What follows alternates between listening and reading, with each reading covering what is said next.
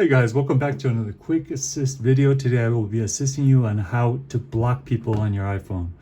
For all you new iPhone users, if this helps, please like or subscribe. I appreciate it. All right, first we're going to want to go to settings.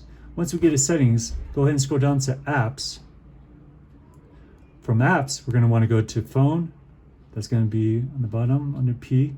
Then we're going to scroll down and then you'll see block contacts.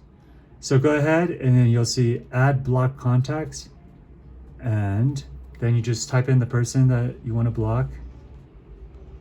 So I'm going to block this guy right here, and then go ahead and push block, and now it will be on your block list. All right, so if you want to unblock, say it's a temporary thing, then all you have to do is scroll down and then you'll see an unblock contact. Go ahead and push that, and now it's unblocked. All right guys, I hope this video helps, and please like or comment, subscribe. I appreciate it. See you next time. Bye bye.